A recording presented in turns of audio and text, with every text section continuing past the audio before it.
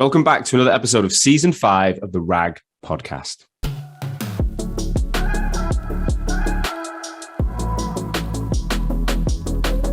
As you guys know by now, this is the number one podcast across the recruitment sector globally. And we've always been on a mission to help recruitment agencies grow by interviewing founders and telling their stories of success from startup all the way to scale up and exit. Well, this season we're a little bit different. We're not only going to do that, but we're going to focus on a little bit more. Since the pandemic began, we know so many people have struggled with maintaining their habits of success in work, but also everything else outside of work with it. You know, how do you as a recruitment leader and founder maintain your family and friendships whilst being the best person at work? How do you stay physically fit mentally and emotionally? And how do you find time for yourself in the madness? How do you find time for self-interest, for hobbies and self-improvement? Well, to help you with this, I'm going to be interviewing someone every single week that can demonstrate experience in one or more of these areas. So I'm going to talk to recruitment founders and also some experts from outside the industry who can deep dive into things like relationships and health and well-being. That's every single week. You have an opportunity to learn from an expert or one of the most decorated, successful recruitment founders on the planet. So sit back, relax, and I hope you enjoy today's show.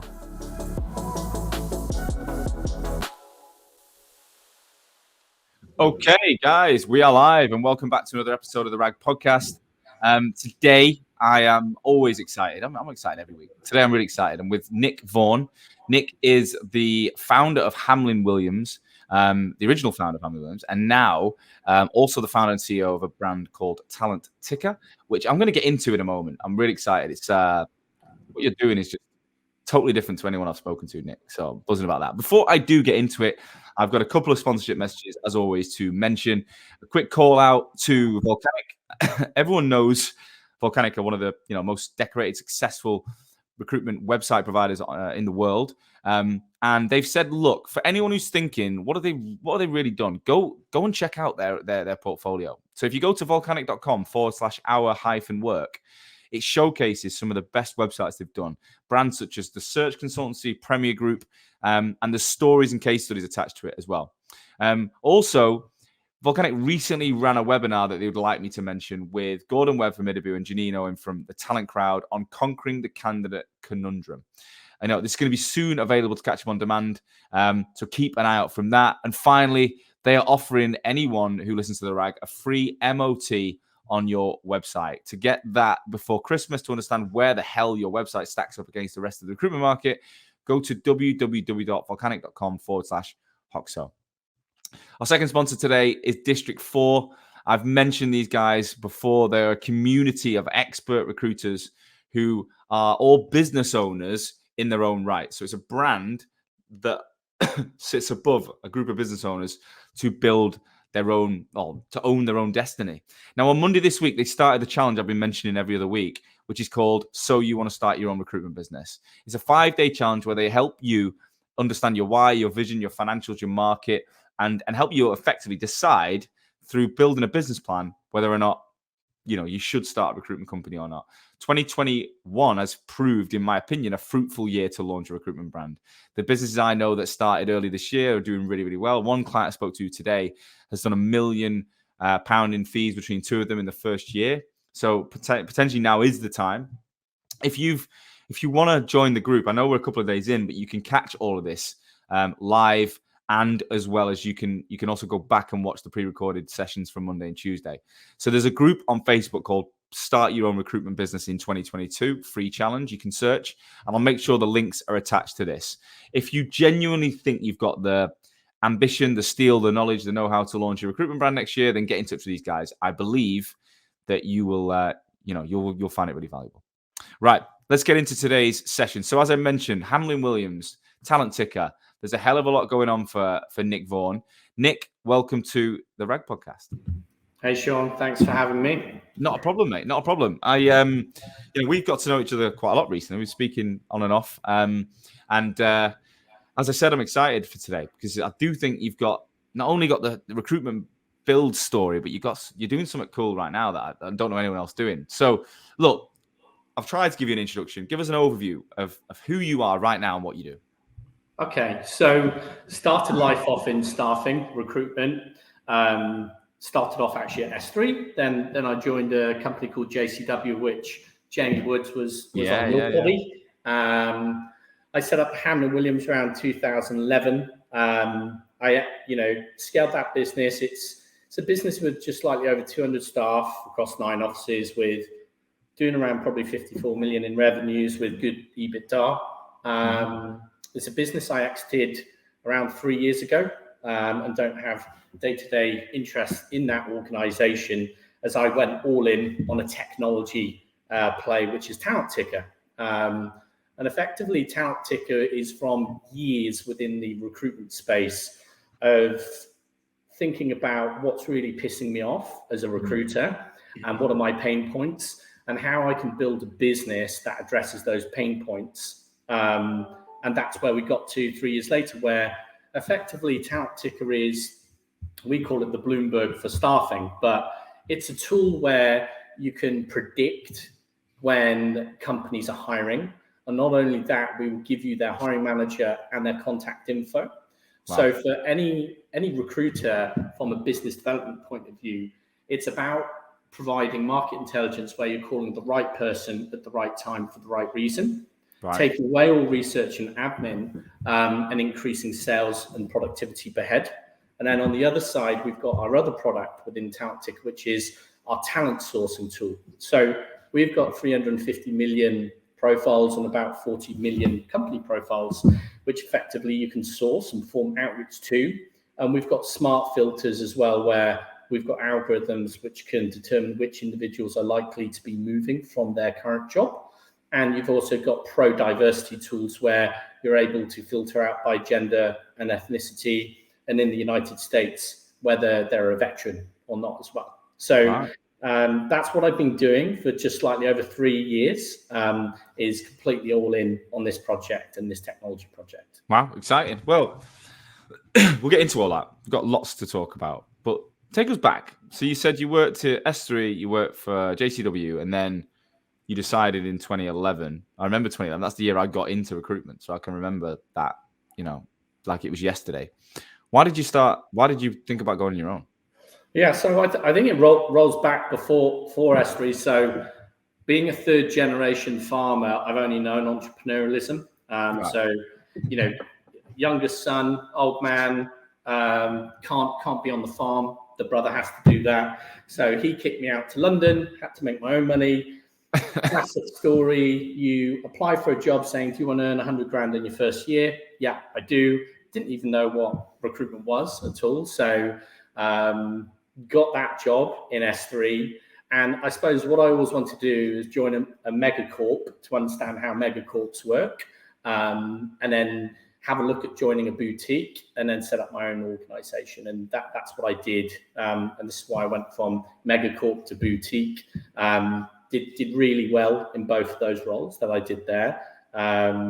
Was a top biller at JCW, and I took what I knew and put that to Hamlyn Williams. Okay, so you say you knew, because of your background or family background in farming, you knew even in the early days of taking a job in recruitment, you were probably going to start your own business in some way, shape or form. Yeah, so entrepreneurialism's in my blood. So the first business I set up was at the age of 11 and a half years old, when the web was out, and I had my own cigar business, online cigar business. So, I've always done it. I've always been trading, wheeling and dealing, and I've always done it at a very young age. So, and in a farming world, the people that you're surrounded by are all entrepreneurs. So you don't really speak to people unless they're an entrepreneur. So for me, it's just a very normal path to do. So everyone effectively makes their own living. They create their own future. They don't go and join a business, right? That's just part and parcel. So do you think is it nature or nurture then? Like, is it? It's definitely both. Do you think it's in the blood as opposed to just the environment you're in? Yeah, I think it's both. Where I'm from, Herefordshire, there's a good line and breed of entrepreneurs here. So there's something in the water, but it is both nature and nurture, I think. Okay, so where did the name Hamlyn Williams come from? So, yeah, not such a funny story, slightly quirky. So we set Hamlyn Williams out to be a banking and financial services recruiter initially. It's now a business that does financial services, tech, cyber, and life sciences. And effectively, I wanted to pick an old school name that sounded a bit bankerish. So I took my grandmother's surname. So I hijacked that surname and just dumped it into Hamlyn Williams. So which one's the surname? Hamlin? Or both, what? Hamlyn Williams. Bit double-barreled action. Right. So that was your grandma's surname, Hamlyn Yeah. Williams. Right. Is that a Welsh name? It is. Yeah, Spot on. Sounds like Hamlyn Williams. Wow. So it does have that kind of legacy prestige element to the name, I think, which you went for. I remember when I interviewed Tom Glanfield about Lawrence Harvey, and he said he basically stole, I think it was Harvey from Harvey Nash, and then I don't know where he came up with Lawrence, but he renamed his house to Harvey House and he had all the posts coming to his house called Harvey House.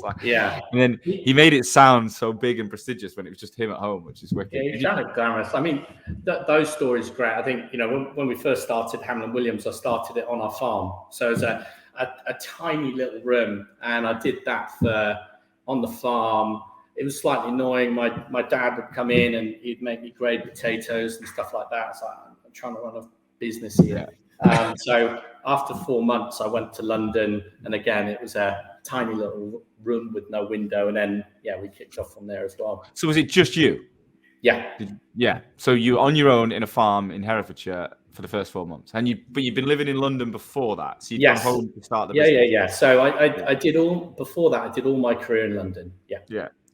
So paint the picture of where in London, and what was your life like when you went back to London to kick on from 4 months in? Do you know, it's an interesting story, because I know you wanted to understand what are the pitfalls and what are the measures, and started life off in a place called 83 Victoria Street. So it's by St James's Tube Station, tiny little room. And I would work, I still get up at 5 o'clock every day, but I'd work all the hours of the day, 7 days a week, you name it, just absolute hustle. And because I was a top biller in my previous businesses, previous recruitment companies, I thought I could easily do this. And actually, being by yourself, it was one of the most toughest things I've ever done. And if you hustle that hard, you actually get quite a lot of burnout. And during that time, I got a bit of burnout, and I suppose the switching point for me was start to hire individuals in. So then you got atmosphere, you got people in the room, and the moment we started hiring our first staff, that's when the business really, really exploded. How long were you on your own for then? So 4 months on the farm, and then it would have been another 4 months, 3 to 4 months afterwards in London. Right. And then when you say burnout, what were the signs of burnout, do you think, for you? Burnout is when you walk into the office, you're by yourself, and there's not a window to look out of, and you actually don't do any work in the day. And then you leave the office and go home and do the same thing the following day. That's the definition of burnout. And you can't quit because this is your only income and this is your only job. So you're not actually doing a lot. You're underperforming, but you're just going through the motions every day. That's what burnout is. Yeah. How did you snap out of that then? Can you remember? Yeah, I do remember. So I balanced it up a bit. I started working out. That massively helped. I didn't work 7 days a week. I only worked 5.5 days a week. And then hiring just the more staff. It's almost like having a thoroughbred, a racehorse, and you need to get the goat in the bloody stables occasionally, and things start clicking in. I wouldn't call it that, but hiring our first staff members, being held to account by the people that you employ. You're paying for their wages, you're paying for their livelihoods, sometimes their mortgages. So it's those two things starting to work out, along with balance, along with hiring employees. Yeah. And what was your vision back then? Did you think about 200 employees and an exit and all these things? Did you have all that in your mind back then, or what was? Yeah, definitely. Really? Yeah, absolutely. Absolutely. That's always been in my mind. Again, is that because again, I'm not sure there's many farmers that build. Do they think that? I don't know. I'm totally Yeah, no, No knowledge. some do think like that. Yeah, Do they? I mean, Do they think about scaling the farm and exiting and all? Is that something that yeah. happens? Well, growing bigger. I've got some friends who farm 20,000 acres, which is pretty big. One of my neighbours, Will Chase, he was a potato farmer, founded Tyrrell's Crisps, sold that for 30 million, and then sold a business which is a drinks business to Diageo for 100 million the other day. So yeah. Right, so it is that. There is, I don't know why, I just have no experience in that part of the world, right? I lived in a concrete jungle growing up. There's no farm where I was. But, okay, so you've got this grand plan. How did the business evolve from 8 months in, start hiring people? What was the honest trajectory of what it looked like? Because everyone always makes it sound so easy on these interviews. And I'm like, it can't be that easy. No, it's never easy. I didn't have a board advisor. And you're young, you think you can conquer the world, you can work all the hours in the day, and you don't listen to anyone because you're some freakish alpha. What the clicking point for us, I remember it so succinctly, is there were 5 of us in this office. It was a mad crew. We're working 12-hour days, absolutely pumping it, and we're doing permanent contract, and we're doing banking recruitment initially. And I decided to do front office recruitment, and I placed an individual called Greg Wagner to a Brazilian bank called Itaú, and that fee was $400,000. The actual fee was $400,000. Not only that, I won a big piece of work with a bank called Coots, and I pumped in 20 contractors on a daily average margin of £170 a day on 12-month contracts as well. Payment terms were good. So I had these 20 contractors out, literally placed inside of a couple of weeks, along with $400,000. I'm paying £18,000 on the base to £20,000 on the base, with an office probably cost me $1,000 a month. It was literally like just somebody just implanting you with hundreds of thousands of pounds, and you get to spend it. And the worst thing I did is I didn't spend any of it. Like, I took the guys out for a pint, and that was it, even though it was like mega stuff, right? That's what I'm like.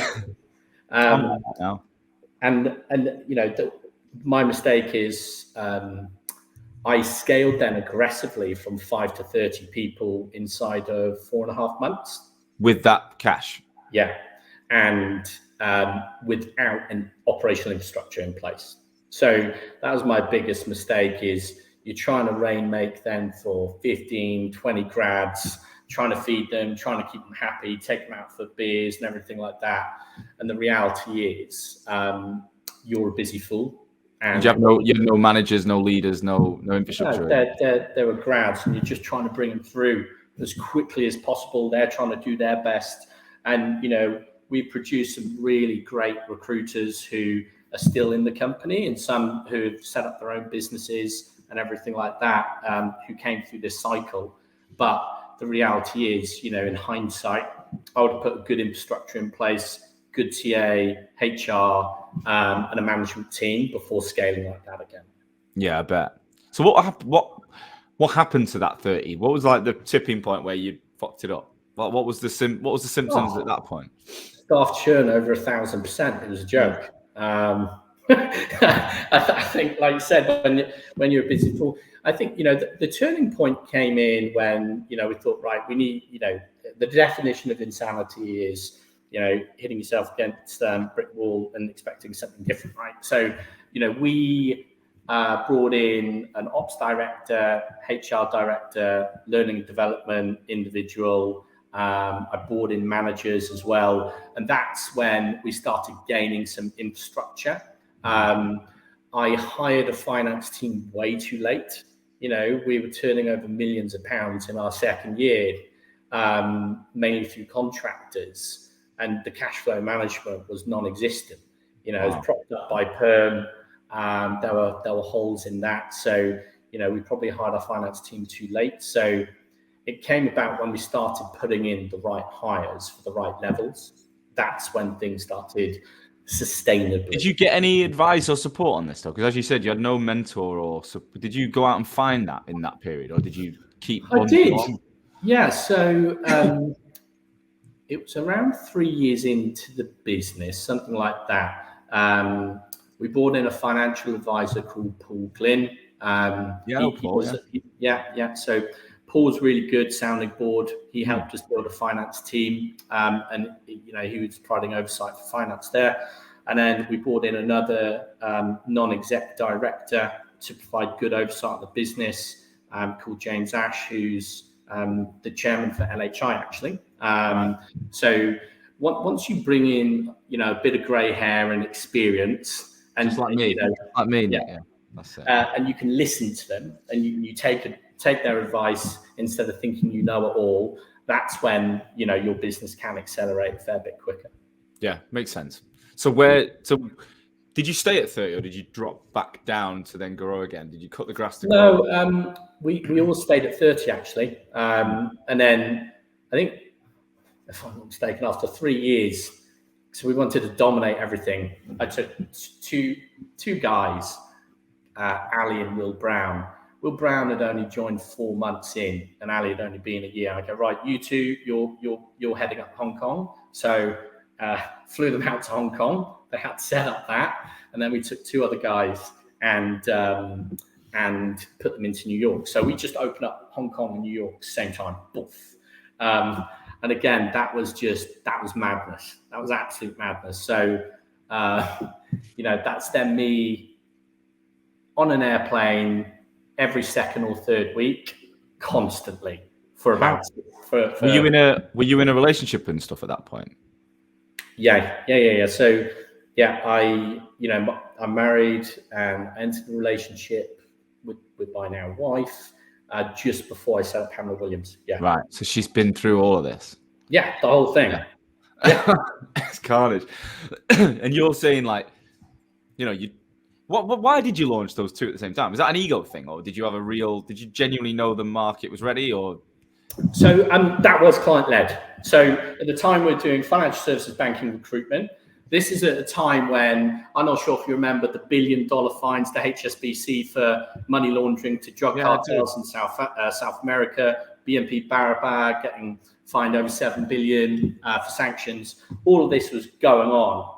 And, we had clients, Barclays, HSBC, Goldman's going, hey, can you do all of our recruitment out of Hong Kong? So we were doing it initially from the UK and go, right, there's a lot of demand there. We need some FaceTime. So we sent that out. And then exactly the same thing happened in New York. Same clients going, my God, we got money laundering problems, compliance problems, risk problems, everything like that. Can you sort this out for us? And again, we did that as well. And I think it was Russell Clements from S3 that I've seen speak years ago. And he said that, growing globally sounds great, but actually opening a second office probably more like doesn't double the complexity of your business, probably quadruples, if not 10x's the complexity, because you just got so many new things to think about. You go from 1 to 3 in 2 different locations on each side of the planet. What change did that make to you as a person and the business itself? Yeah, and also as a nutter, we opened up in Sao Paulo 6 months later. That's closed that down. That failed. Russell would be right in saying it adds a lot of complexity to your business. It drains your time unless you've got really good leadership in those offices, of which we've got really good leadership, but they weren't inexperienced. Yeah. You're on a flight pre-COVID a lot. The other component that I would say is it costs you so much more money as an investment than any recruitment lead understands. So you do your financial planning, hey, we're going to go here. It's just going to make me loads of money and be an ATM. It rarely works like that. It might work like that at the moment in a post-COVID environment, but that will normalize next year. Yeah. It costs you way more money than you would have budgeted for. Why is that? Because of there's just hidden things, or little things. Staff churn is a big, a big cost to your bottom line. Mm-hmm. So if you've got staff churn that's 80 to 100%, unless you're going to New York nowadays, New York, minimum wage is about $58,000 on the base, unless you're doing sort of sub 40-hour weeks, which you've got to do timesheets. That's just for a grad. That's for an associate consultant, right? So what does that translate to in the UK? About 40K or something? a bit more than 40. 1.3, 1.35 Wow. on the FX. So you're talking about a huge capital investment there. Yeah. And if you're churning, associate consultants at 100%, you're not making much net profit at all. No. And not only that is you've got to bring in management, you've got to pay your management right, you then got to bring in learning and development. There's far more costs than people realize. Yeah. Well, DSP on the episode, I thought, was it last week? 2 weeks ago, at Aria last week, talked about how recruitment companies make no money in the scaling process, right? Or base very little. You should be thinking about putting everything back in. You scale. When you stop the growth, the net profit starts to come in. Is that a mindset you would you'd say you've had experience of and you agree with? It depends the locations you're going to and the maturity of your business, right? If you're just a pure play contract business, right? Of course, that's going to be the case, right? So you're following your exponential growing your headcount, and the contract GP is following up along the way. If you're doing, you had Storm 2 on, right? So they're smashing out fintech, America, average deal size on perm, 30 to 40K, payment terms 30 days. You can get grads up and running, doing 30K deals all the time. So you can actually scale and actually follow profitability or level of profitability quite quickly. There's, the sage advice for recruitment entrepreneurs known as is once you're up to 100 plus, sales headcount, you should be having a business where you can grow your headcount 60% a year, your gross profit by 40% every year, and always maintain 20% on drop down from GP to EBITDA. Right. That's a well-run business, and that's something that 20% EBIT is what you'd expect. Convert from GP, on that level of growth. Yeah. Okay, so what I'd like to know is what point was the business when you exited in was it 2018? Did you say? Yeah. So where was Hamlyn Williams at that point? It was in a place where I've done a lot of research on the tech side, and it's something that I made a conscious decision that I wanted to go all in on. So Hamlyn Williams was still in a place where it was finding its feet. It was very sizable, very scalable. That's what I'm thinking. How big was it when you left? 120 staff, something like that. So you personally led it through that 100 barrier? Yeah, about 7 years. So whatever it was. Yeah. And how like before we move into current day, like what do you believe makes the difference to go from 30, which is that benchmark number that most brands don't get past, to 100 and beyond? What was it for you that if you were going to go back and educate the next gen, what is it that they have to think about to get through those barriers? It's a strange one. Number one, it's all about your people, and I'm really thankful for all the staff that have come on a journey with us in the first business I set up and all the other businesses. Yeah. So it is about the people. Hamlyn Williams had and have some fantastic individuals in there who are very driven. They want to do well, and they are great managers. So it is about the people, number one. But when you're in that 30 people stage, then there's a couple of things to think about. Let's say your own business owner, you're trying to drive high growth, you're finding your feet, and there's going to be cash flow problems. There's going to be your biggest biller leaving you multiple times, and they're going to steal with them their clients, everything like that. So that 30 element, if you're running it on your own cash, and you're trying to push it really hard, it is a very, very difficult job because you're trying to upgrade your staff. You're trying to attract the best staff you can, even though your value prop is exactly the same as anyone else, the majority of the time. So the 30 stage is really difficult. Now, one thing that did it for me is, people, hard work, literally up 5 o'clock every single morning. I wouldn't stop until 8 or 9 o'clock at night, and I'll be still working 6 days a week. Being able to ensure when you're scaling like that, you've got to have really good accounts.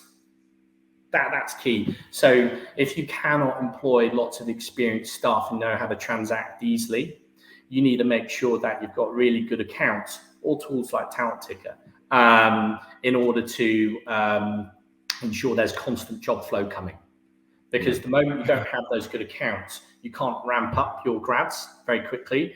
They're not getting a taste of the bonus. They're not getting quick career progression, and they'll get pipped by larger competitors to go, hey, come over here. I'll pay you $5 or $7 more on the base. Here's a juicy commission scheme. And we've got that happened to us. clients coming out of everywhere, yeah.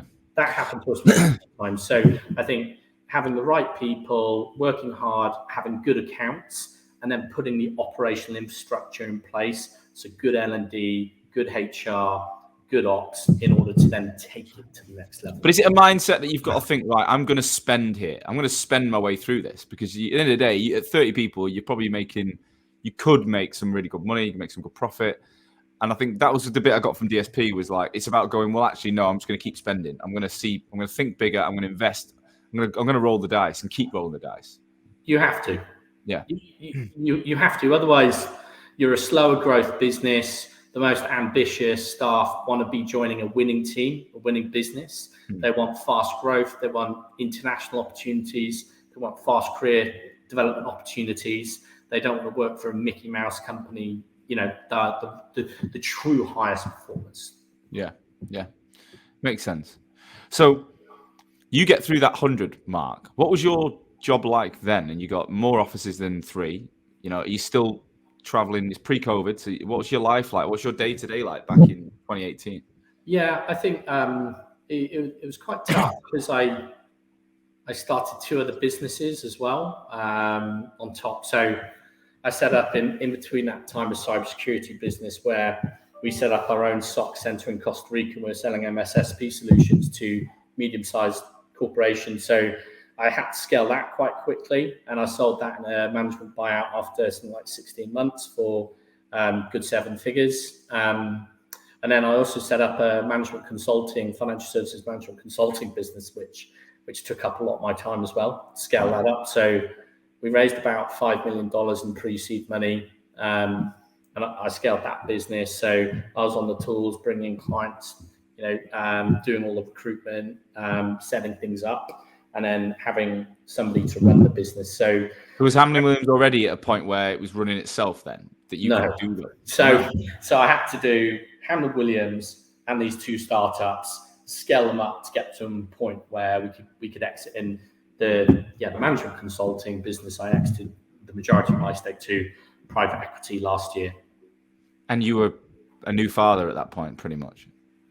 Yes. Yeah. So we had Irish triplets. So our kids were 1, 2, and 3. So 3 under 3. And now they're slightly older. Yeah. Mate, I mean, how the hell do you cope with all that? You say you wake up early, but what genuinely, like, how the hell do you keep yourself motivated, focused, present in the room when there's so many different things going on?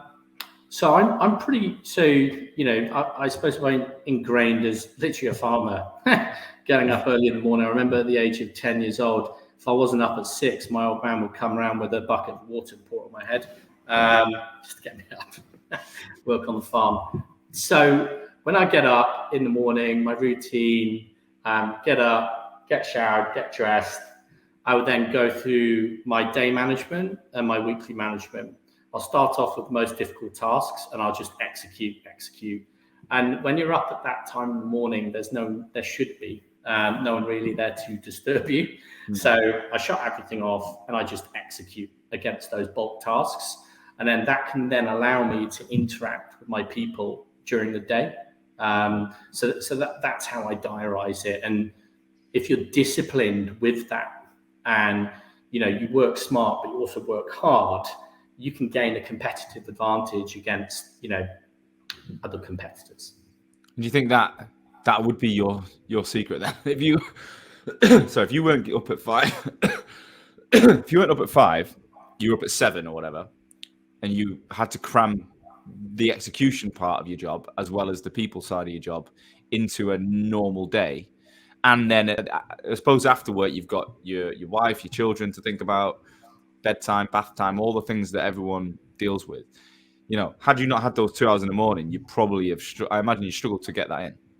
Yeah, definitely.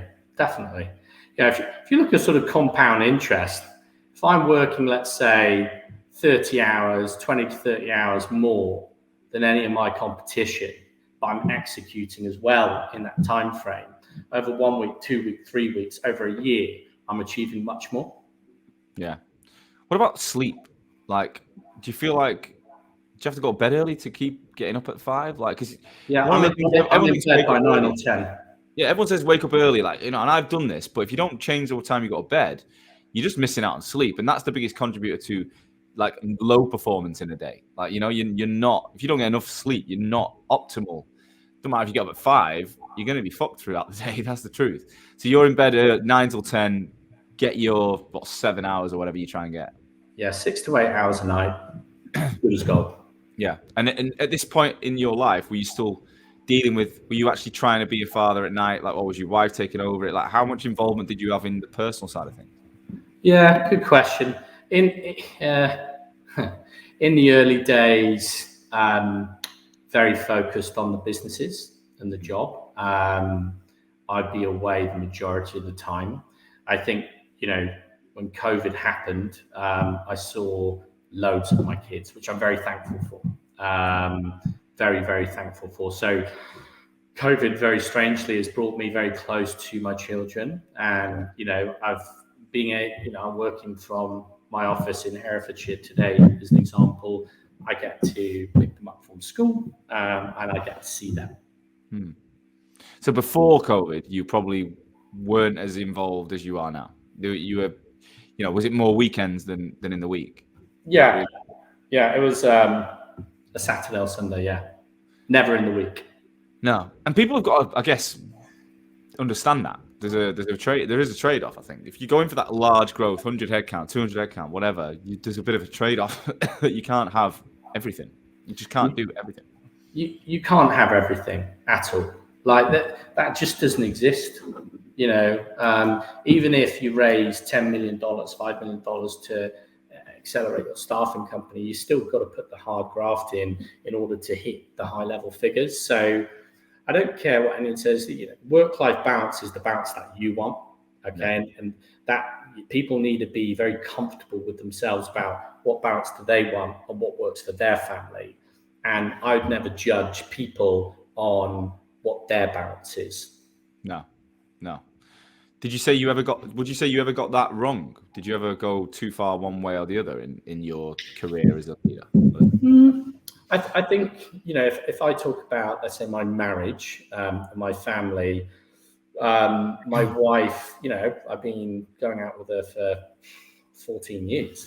It's a long time. I went to school with her as well. So we were very aligned, me coming in, set up my first business, about what our outcomes are going to be and the outputs and what we want to achieve. And she knew exactly the level of sacrifices that I need to take. Now, she was upfront with me that she said, look, all I want to do, I want to be an amazing mother. I want to be the best mother that I can be. I was like, well, that's great. So we're very aligned in terms of what we're doing. We're very tight as a family and as a couple about where we're going. And I think that really helps. I've got loads of friends who have had divorces where the partners aren't aligned to what they both want to get out of it. And they go down different pathways. Whereas, touch wood, right now, we're very much aligned to what we're doing. And, we still spend quality time with each other every week and have a lot of fun. Yeah, I think that's what I would. I mean, I've had my own experience, of course, and I try and talk about this a lot because I do believe that, finding, again, everyone has their own balance. It's not about, there's no one size fits all. That's why I like asking questions, because I think you pull stuff from everyone else's experience, but communication is something you need in every bit of balance, in every relationship, work relationship, personal relationships. You need to know where each other stand and be comfortable with that. And it can change though. There's a lot of couples who get together, perhaps pre-businesses starting, and then businesses take over, and the wife or the husband wasn't prepared for what was going to happen, and unfortunately they go down different paths. So I'm delighted to hear you've been able to keep hold of that. So how did the exit come about then? So you mentioned, you talked about, you were already thinking about tech. So when was that sign in your head that, you know what, I'm going to get onto something else here? Like, what was the symptoms? What was the story around that? Couple of things. I felt I took Hamlyn Williams to a point where my skill set wasn't maybe the best where that company was at the time. It needed really good, strong, experienced management in place. So we brought in a CEO in to run Hamlyn Williams, and then we started building out the executive team. Once I thought that was in a good place, and there's a chairman and an independent board of directors, I then exited from that business. But I suppose I was always scheming, even back in 2017, just to understand whether we could get, whether I could go into tech, which I thought is the future of work. In my head, I thought recruitment, we as recruiters, we're still so fucking far behind where the ball is in terms of digitalization, tech stack, integrating tech stacks, and then actually improving productivity per head and reducing admin. And in my head, I thought, look, I should be able to literally call up, let's say, Talent Ticker is almost like Siri, and go, hey, give me all the Java software developer roles in London, in fintech, gives you the list, and utilizing an outreach program, you can do that in an automated way. Inbounds come in, you qualify the jobs, and then using our talent sourcing tool, you can then perform outreach for those individuals and connect them up, all using tech, and you can do it whilst you're playing golf. And in my mind, that's where I want to take the future.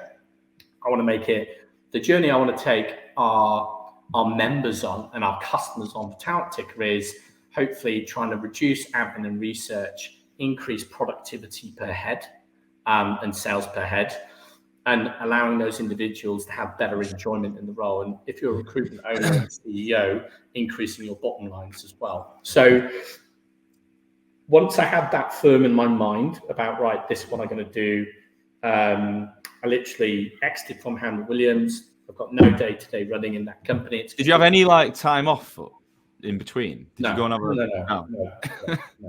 So time off? What? Never. Yeah. So went straight into it. It was really difficult, right? Because Talent Ticker, we're sort of, the most basic form of market intelligence is vacancies, and we came across some suppliers. Hey, we provide vacancies, and right, okay, well the horse is already bolted. If the vacancies out there, HR's working on it, the RPO, TA, and the PSL providers. This is rubbish. So it's like one provider market intelligence is vacancies, but for me, what I wanted to get at is being able to source all the event types or forms of market intelligence and then predict the future. So you can get ahead of the curve and actually get high quality business. So it's about exclusive roles or retainers. And, even in this COVID world, I find it amusing when people are like, hey, I've got loads of jobs on at the moment. It's like, okay, yes, cool. So you've got 100 jobs on. Great. How many of those are exclusive or retained? Well, 5% of 5, right. So out of 95, you're up against multiple competitors. Your fill rate's probably 10%. Yeah. Well, how about we scrap those and only figure out how you get quality business, retainers or exclusive, and that's getting ahead of the curve. So, that's the precipice, and what I've built Talent Ticker on is being able to predict that. And one of our models that we built, where we got patent pending, is we can predict when a company would be going out to raise money 3 months to 4 months before they do the raise. So gaining that competitive insight is key. And then in our product roadmap is the talent sourcing tool. So it's, that's when I went on all in. The why did I do it?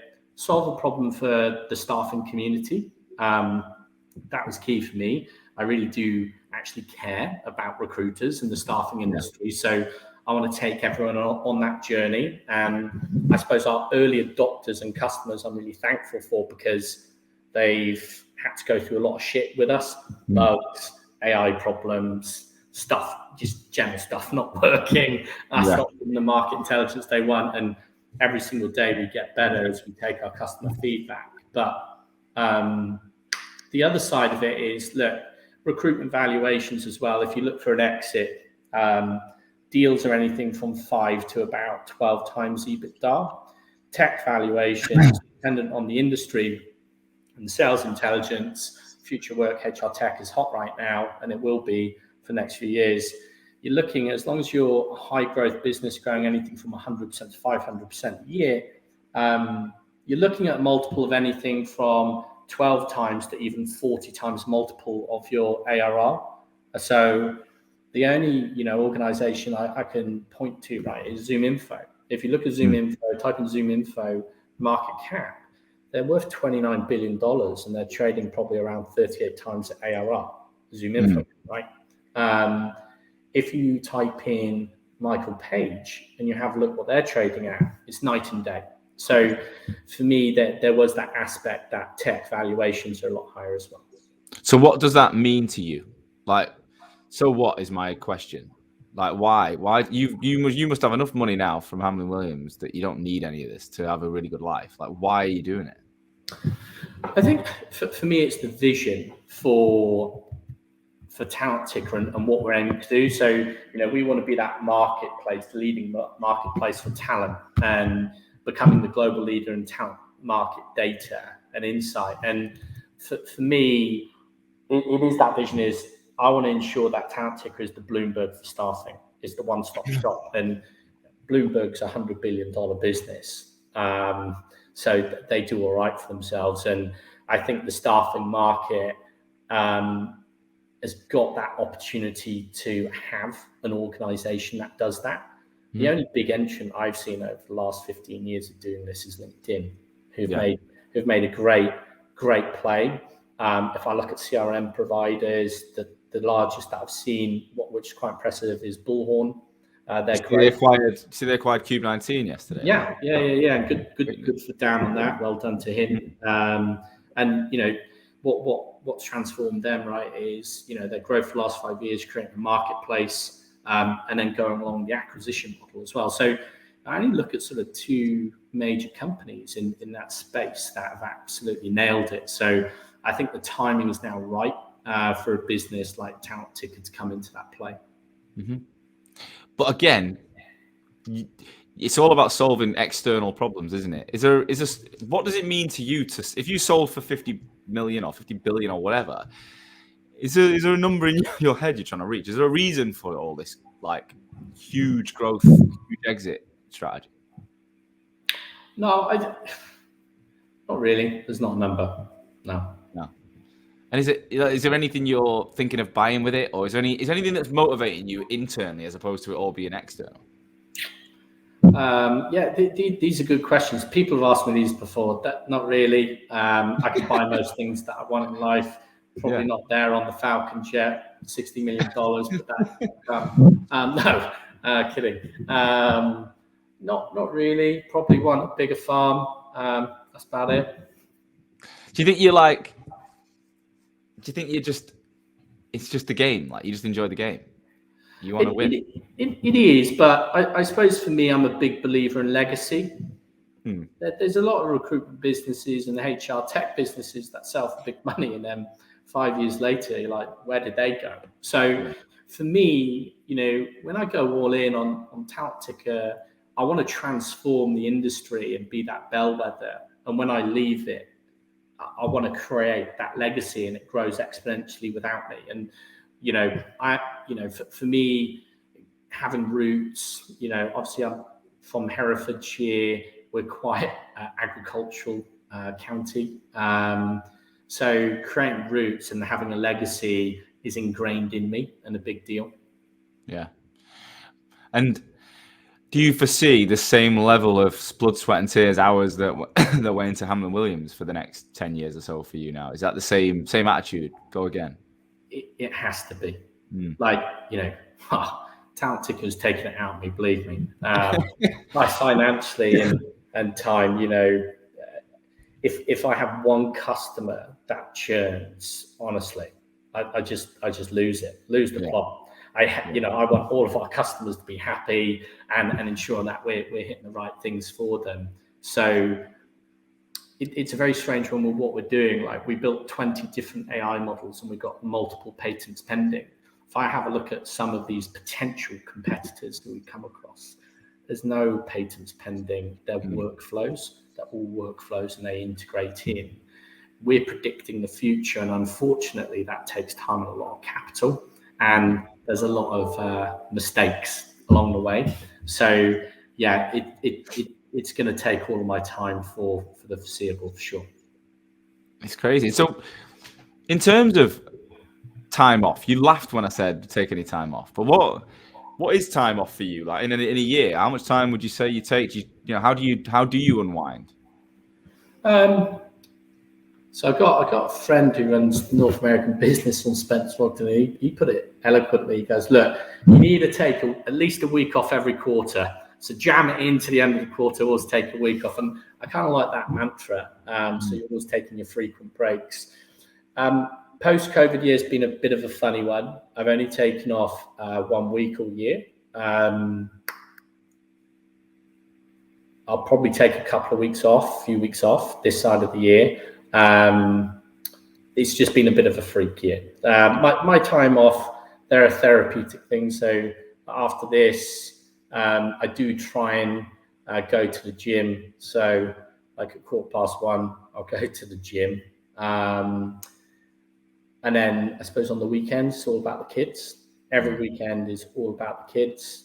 My 2 little boys love farming. So I take them around our Hereford cows. We feed them. We go around them. You know, I haven't chucked my 1 little kid on top of the bull yet or anything like that. But, yeah, so mow the lawns, random stuff like that.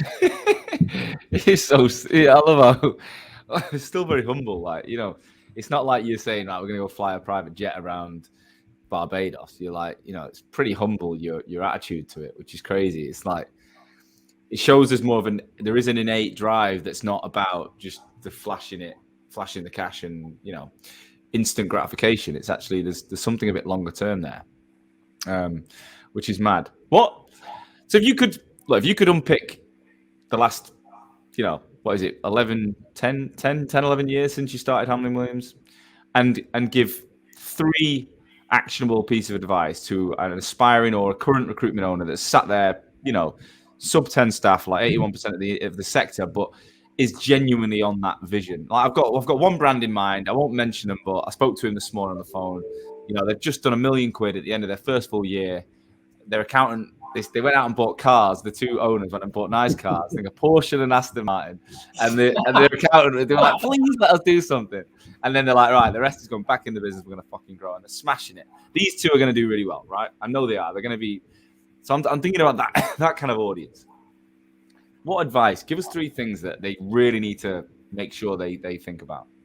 I think number one is like, what kind of company do they want? Because to your point earlier, you can have a really nice 30-person lifestyle business. Probably, what would you be doing? 3 to 4 million quid. And if I turn that into about 1 to 1.2 million EBITDA, take the money out, great. If you want a high growth business, number one, if I was my younger self, I'd definitely bring in a good board advisor who is experienced at scaling, let's say 10 to 100 staff. Yeah. Right.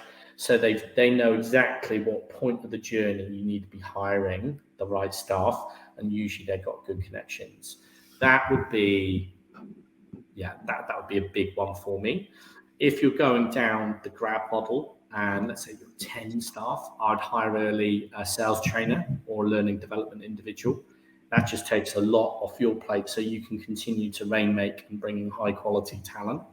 And I would never underinvest in your finance function at all, especially if you're doing a contract business. So if you're doing a contract business, I'd definitely invest in a good finance professional early doors.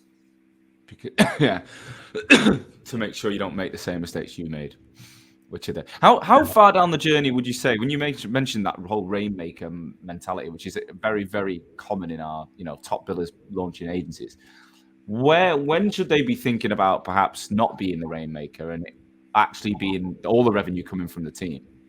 So if I have my time again, I'd push it out as quickly as possible. So I was at 30, rainmaking, left, right, and centre, working all the hours of the day, right? And what I realised is, I had everyone watching me, and they were watching me doing the fishing, and actually I should be turning around to teach them how to fish. Yeah. And I'd pass on the relationships, accounts down straight away, and train them up. That's what I'd concentrate on. So, even if you're a 10-man business, that's what my focus would be. Mm-hmm. Makes sense. And where do you get your news, your inspiration? What sort of things do you read? Are you into books? Are you onto online publications? Obviously, Talent Ticker, I'm sure you get a lot of value from your own tool. But outside of that, where do you pull value from on a daily basis? Yeah, so mainly, I've got Audible and podcasts. So obviously, I listen to yours, Sean. Awesome. I read one book a week. So I read at least 52 books a year. And that's anything, fiction, non-fiction, business icons, sport. I'm into sports, so sporting icons. How do you what time do you do that in the day? Read a book? So I would, let's say, when I'm traveling, so I travel a lot. So, from my place to London is 3.5 hours. From my place to the other office is an hour and a half, right? Yeah. So you get to do things then. So you get to listen to the pod a lot. So I think there's a variety of podcasts that I listen to, and Audible. So yeah, I'll do a lot of self-development and reading. Yeah. And finally then, so moving forward, someone's just actually written, a guy called Kevin, from Australia has put, how's the job market over there? With your market intel, what do you predict for recruiters, UK-based recruiters in 2022? What's your honest opinion of what's happening? Where do you see the market go? I know that it's a broad question, so you can refine it how you want, but we know we're on this boom market now. We're flying a rate. I spoke to my academy this morning, I had like 100 people on it. I said, well, how's the market, guys? Tell us what's going on. Is it still as busy? Everyone's like, it is literally it's on another level. Like, it's not slowing down anytime soon. So what do you think's happening next year? I think, what I'm seeing on the indications is you see a lot of boom, right, in this post-COVID era for a number of reasons. Organizations weren't that worse off post-COVID, apart from retail and a few other industries. So they had cash in the bank to invest, and they want to invest in their businesses on R&D and people. And then you also had a lot of private equity and VCs and angel investors who had a lot of cash to spend as well, and they got to spend it. So what you've seen this year is an unheard of level of money going into headcount investment. So if you're a recruiter this year, literally make hay while the sun shines. Work as hard as you can, because this is now the opportunity for you to earn as much money as possible. What we're seeing, the indicators that we're seeing, especially from funds being raised and everything like that, things were normalizing around Q3, Q4.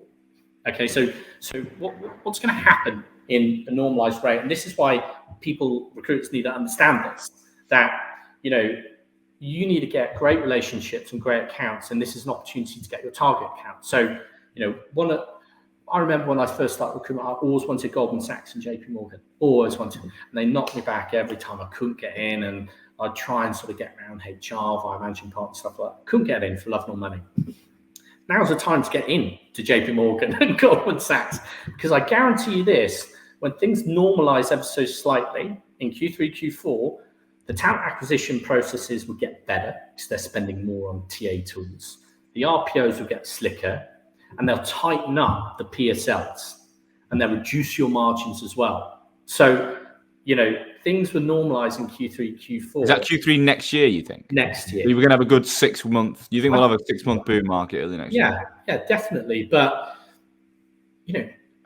we're seeing some of our clientele, and they're doing, so Talent Ticker, we just launched life sciences. It's a new industry for us, right? So candidate short market regulatory affairs, and we got a chap on there. He's 6 weeks in, and he got the details from our Talent Ticker, a regulatory affairs professional in California, and called them up, got the cell phone, headhunted them, marketed the CV using our BD platform, and made $85,000 placement. $85,000. This person's only got 6 weeks recruitment experience. They don't even know what recruitment is. So, what we will see is in Q3, Q4, it's almost like the tide's going to go back out, and it'd be the organizations who are really well run, organizations where they've taught their recruiters how to recruit properly and not just in a boom market. That's when they need to be reliant on great tools and have great processes and training in order to still grow the way that they've grown in those coming years. Yeah, totally agree. Well, thank you. Look, Nick, really appreciate that. You are you've done something brilliant. I think you've not only built a great business in our sector, you've now taken your knowledge and you've applied it to help others. Similar mindset to me, I believe, in the way that we think and the fact that we both do genuinely care about the space. It's not just lip service. Like, the one thing I love about working with recruiters is it is working with your friends, your colleagues, people that you would have worked with before. And it's an amazing sector. So thanks for the work that you're doing. If anyone does want to reach out to you, they're interested in Talent Ticker, or they just want to pick your brains, where's the best place to get you? Hit me up on LinkedIn. LinkedIn. All right. So I'll tag you in everything here. We'll get you. Anyone wants to reach out to you, we'll do it that way. And let's get you back on next year. Let's get another conversation on next year to find out, one, how Talent Ticker has progressed. Two, whether or not your predictions of the market are coming true or not. Nice. All right. Thanks, Sean. Legend. Look, appreciate it. Thanks for your time, mate. Guys, thanks for listening as always. I'm going to play the outro video. I'll catch you again next week on another episode of the RAG podcast. Thank you, as always, for listening to today's show. I truly, truly hope that you got value from it. That's the only reason I take time every week, is to ensure that my audience, future and existing recruitment owners, are learning from each other to make this industry that I love so much stronger. Today's episode was brought to you by Hoxo Media. I am the CEO and founder of Hoxo Media, and we are the world's leading content marketing and personal branding agency for recruitment businesses specifically. So we are working with over 200 agencies and 2,000 recruiters right now, both managing the brands, producing content, building written, video, podcast content for niche recruitment agencies all over the world, as well as coaching at a desk level individual recruiters in your businesses how to be better on LinkedIn. That's how to brand themselves. That's how to produce content. That's how to use the opportunity on LinkedIn to get traffic to their profiles and turn that into business. We're coaching people all over the world every single day. If any of that sounds of interest, please do visit www.hoxomedia.com or drop me, Sean Anderson, a personal message on LinkedIn. I would love to talk to you. Tune in again next week. That's live on LinkedIn at 12 p.m. on Thursday, or you can catch the show on the following Monday from 6 a.m. on Apple Podcasts and Spotify. I'll see you soon.